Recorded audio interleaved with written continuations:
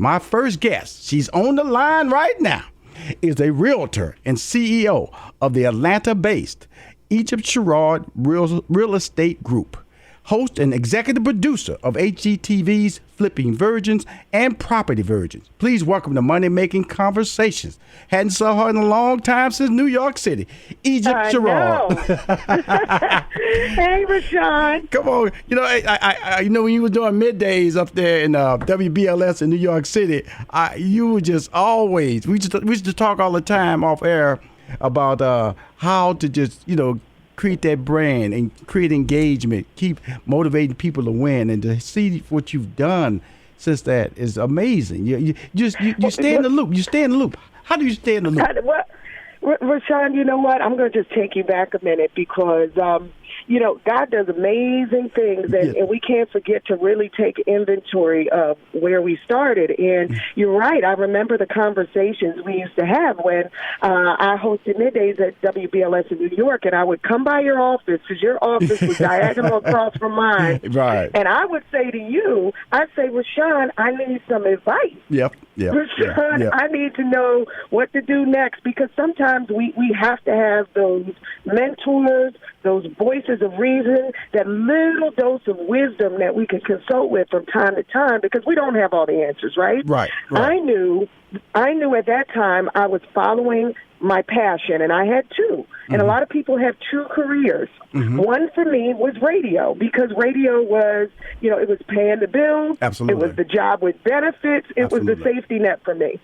But I also had a passion for real estate, and anybody that has any bit of money will tell you that real estate is the foundation of wealth. They got their hands in it in some fashion, right? So while I was on the radio there in New York, I was also a realtor, and I was selling houses for some top celebrities and executives. I remember you told me that. Yeah, and I remember I tried to sell you one. Yeah, absolutely. In New Jersey. Yes, I did. But and then God really just. I remember one day I was on the radio, came on after Steve, and I got a phone call in the studio, and they said, "Hey, we hear you talking about how you sell real estate too. Is that really your other career, Egypt?" I said, "Yeah." Well, who's this? It was a casting director who was casting television shows for HGTV. And I hung up on him because I thought it was a crank call. My producer was laughing. So I said, "You set that up. That's ridiculous. Stop playing games with me in my heart," right? Right. I hung up on him. But thankfully, opportunity does knock, or in this case, ring more than once, because he called back at the front desk, and that was on a Thursday. On Friday, I was in Toronto interviewing with executives from a production company. On Monday, they offered me my first HGTV show, and I filmed 256 episodes of that first one. So, it's kind of like when your passion meets purpose and God steps in. Well, the beauty of this conversation is that but it's preparation. Because, people want to get on these TV shows. I'm always pitching TV shows and finding talent with credibility. Because, see, let me just say it correctly. You're not just a pretty face on TV. You know your business. You know your passion and a clear understanding of how to be successful in this lane. And a lot of people don't know that. A lot of people don't know that you were not just booked because of the fact that you were Sherrod. You were booked because, guess what? You know how to sell houses. You have a clear understanding. You have a license to sell houses. And so that's important for people to understand. So when I created this show, I created this show so people like you can come on and tell people, okay, this is not by luck. This is something I work hard at what I do. And I want you to explain to people that whole system of always preparing yourself for success. Because that's what this is all about. Because even when we were sitting down talking, you never were satisfied with where you were at. Egypt, you was always moving forward. You was always not afraid of the next opportunity. Why is that? Well, I think part of it is I'm a Scorpio, but Pisces here, girl. Pisces here. We attracted to each other. All right, there it is. I knew I liked you. So, Rushion, I grew up in North Philadelphia. Okay. My mom, single mom. My father, my biological father, that is, he was strung out on drugs, and he really wasn't a part of our life. And I remember sitting in my grandparents' sun porch, may they rest in peace, but I was sitting there sun porch in the window looking outside, daydreaming. Right. And I was creating way back when as a little girl what I wanted my life to be, because at that time it just wasn't. And, if I had continued the route in the neighborhood where I was, and the cycle, I should say, of getting pregnant early, which is what everybody around me in my neighborhood was doing. My mom had me when she was a teenager. If I continued that cycle, I would be right there doing the same thing generation after generation. So I knew even back then at 7 and 8 years old that I had to dream big. And I started to visualize. Now, this is before Oprah came on television talking about vision boards and dream boards. Right. I used to cut out pictures of Right On magazine and Black Beat magazine. Now, mind you, Prince was my husband in my head. He was on my ceiling, So, but that the power of visualization, that is you essentially claiming to the universe that this is what I'm going to manifest for my life. And so it started way back when you ask, why are you never satisfied? Because I knew that I wasn't at my end yet. I knew that I had not fulfilled the dream I had for myself, nor that God placed in my heart. So I was always forecasting the what's next. When I was right in the middle of it, some people used to tell me, stop and smell the roses, girl. Stop and smell the roses. You're not enjoying the roses. And I was like, because I'm planting the next field of roses. I'm going to tell you something. It's funny you say that because, as a kid, I used to always look at sports cars, Porsches, and all these type of cars. Just look at them. These are the cars I wanted. Even now, I'll drive through wealthy neighborhoods. And my wife go, why you drive through this neighborhood? I said, because they got something I don't have. See, if I'm happy where I'm at, and that goes back to, if you're happy being in the hood, you're going to stay in the hood. If you're happy the house you're in, you're going to stay in that house. If you're happy with the car you're driving, you're going to stay in it. That's that old smell the roses talk, which I don't buy into. I buy into the fact that there are people out there that got something I don't have. My job is to figure out how to get that. That's the purpose of money-making conversation, is to give people advice and information on how they can secure dreams that they feel they can't reach.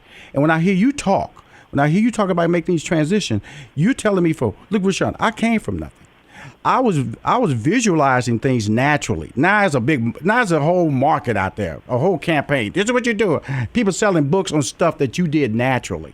And that's the key. Success to you came naturally, and that's very important for people to understand that.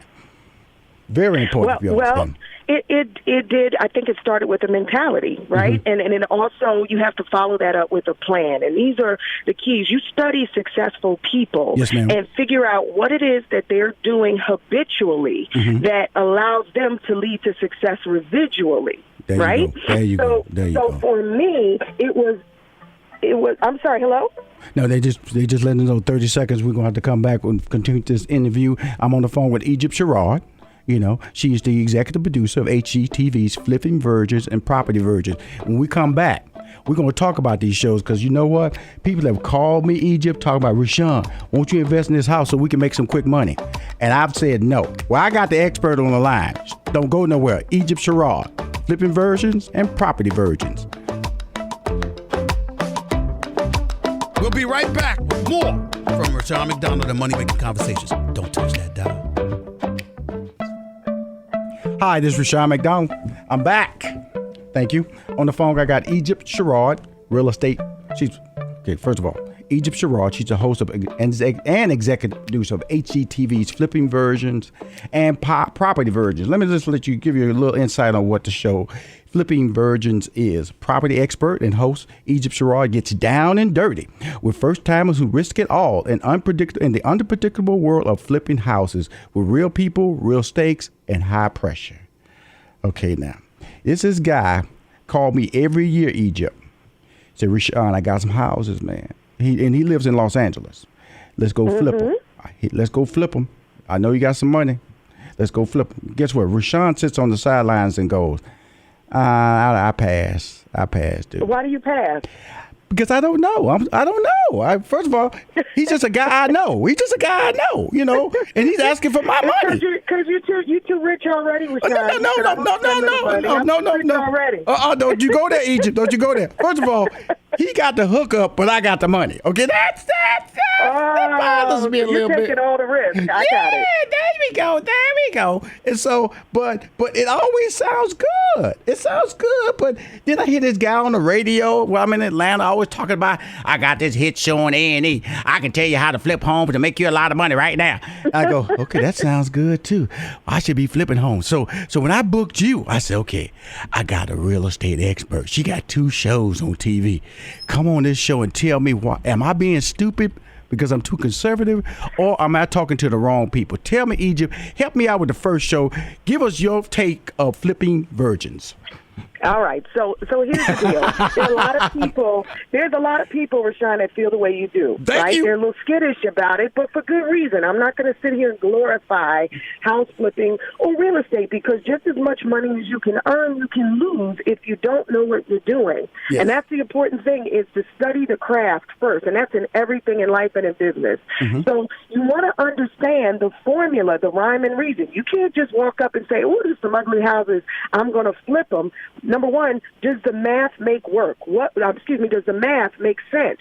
Will this house sell for more than what it's worth right now after you flip it? If the answer is no, then it's not a good flip. I don't care how ugly or how cute it is. You can't get emotionally attached to a property. You got to build a team, too. Where people lose a lot of money is with contractors when it comes to flipping houses, because if you don't have a good team, you're in trouble before you start. So you want to build a network of tilers, build a network of floor installers, build a network of HVAC technicians. Everything that goes into a house, you want to have more than one person you can call, because if you talk to anybody who's ever renovated a house or flipped a house, they'll tell you that you may fall in love with one contractor today and they'll be the same ones who try to screw you over tomorrow. So you need to pick up the phone and be able to call your second, third, fourth string in line.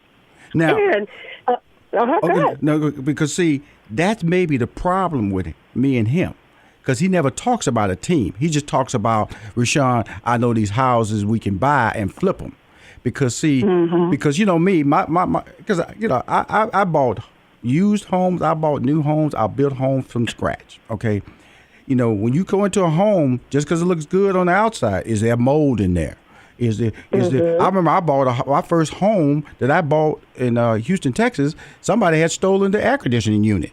You know what I'm saying? So I bought walking into a house and somebody stripped all the copper out of it. You know what I'm saying? So right there, I go, okay. I signed all the paperwork, moving the house. There's no air conditioning unit. So I called my real estate agent. He go, can't do nothing about that, brother. You signed all your papers. So I had to spend several thousands of dollars to put a unit on my house, so I know what you're talking. So those are the factors that throw fear into me. But you have a show where you're walking, against virgins into this territory of never doing this, but who think they know what they're talking about, right? And let's be clear. These are flipping versions, so your children are safe, okay? Absolutely. Yes, because there's so many people now. I mean, I'm not reinventing the wheel here. Everybody's watching these flipping shows. They're watching these flipping shows on TV, and they think it's so easy because they see someone successfully do it in an hour episode. But what I'm teaching people is the good, the bad, and the ugly of flipping houses, and how to protect your life's investment, and sometimes your kids' college education. Absolutely. And don't get ripped off, and what to look out for. And a big one is not only, like you said, the mold and the HVAC, it's the foundation of a house. Yes. If the foundation's compromised, those are the things you can't see when you just walk in, but I teach you what to look for. And then how to make sure termites. You're getting a survey, too. Don't forget them because termites. Sometimes if a deal, termites, but sometimes if a deal looks too good to be true, it often is. Those are the things you learn on my show, and we're going to be back in the spring. So let me ask you this, because this is, like I said, you are needed for somebody like me. I'm a guy who likes to make money, but don't like to invest in something I'm not sure will be a winner. So you have that show. That's the flipping virgins. Then you have property virgins. What is the difference between the two shows? Well, Property Virgins ran for 16 seasons, and that was me, me working in my realtor suit, teaching first-time home buyers how to find and buy the right first home for them. Flipping Virgins is me and in my investor suit teaching first-time investors how to find profitable properties and flip them for profit. Now, you sound amazing to me right now, Egypt. Okay, I'm just going to let you know. That's a lot of significant information. Do you do motivational speaking? Do you go out and do seminars? What do you do with all that information? Because you have two dynamic shows. Do. Well, Rushion, coming from all those years in radio, you can't shut me up that quick. I know. So, yes, I go out and I do motivational speaking everywhere. I teach seminars. Good. I make 7 figures a year just speaking. There you go, girl. There you go. See, I got to bring out to people, let people know who Egypt is. Egypt is not going to be a person that doesn't take advantage of all the talents that God gave her. She has the ability to talk. She has the ability to communicate. And then when you walk in these shows are just giving you a brand authenticity, I guess you'd say. Because when you talk, you have a resume, correct? I do, Rushion. Can I just say something? Yes, in ma'am. the middle of all this talking about me, how proud I am of you. Can I just say that? How you continue to reinvent yourself. Thank you. People like you are such an inspiration to me. It reminds me never to rest on my laurels, that just when I think I'm getting there, it's time to flip the script, turn the page to a new chapter, and challenge myself to do something new. Like when I said, I don't want to just be a face in the box anymore, as in the host. I want to be the executive producer. Thank you. Which is how I went from hosting Property Virgins to executive producing my new show, which is in its 3rd season. So thank you. Thank you, because I remember those talks in the hallway at WBLS. Come on. First of all, I appreciate you saying that. I appreciate you saying that because I'm like you. People tell me, won't you stop and smell the roses? And this is my next journey in my life. To be able to communicate with, because I consider you a friend. And when I talk to you, this is all about connecting dots about relationships, but doing it in a platform that hopefully millions of people will hear, whether it's on my iHeartRadio podcast, on Facebook, on Biz 1190 AM. Also I'm distributing these shows to all the HBCU campuses. I want to be the millennial voice, 18 to 34 generational voice, because that's the entrepreneurship generation. And so when I see people like you who are being so successful, so dynamic in so many different lanes, whether it's on radio, which you conquered, you were very successful in radio. Okay, and can go on radio right now and still be successful. Now in TV as a host, now as an executive producer, and then you're out there doing seminars and things like that. I just want to help you continue to tell your brand. So if you ever out there doing a seminar, you need to tell Rushion McDonald. You need to let me know so I can let everybody know. Because that's the purpose of Money Making Conversation. It's brand relationships. It's communicating your success story to everyday people so they can walk in and basically I'm saying to everybody, I put my name on Egypt Sherrod.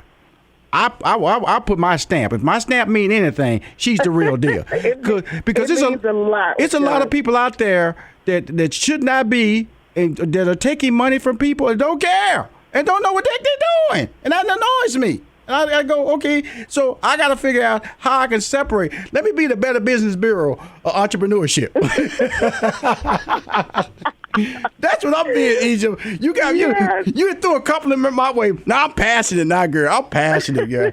I just want to tell you, you're just so wonderful. And I watch you on TV. I've seen this growth. And guess what?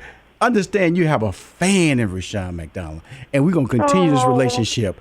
And believe me, I'm blessed. The feeling is mutual. The feeling is mutual, Rushion. And, before I go, I just want to say a few things for your listeners. Okay. Listen, make a plan and work your plan. Stick to your plan. And then look around you. And if you're the smartest, hardest working person in your circle, you need to get a new circle.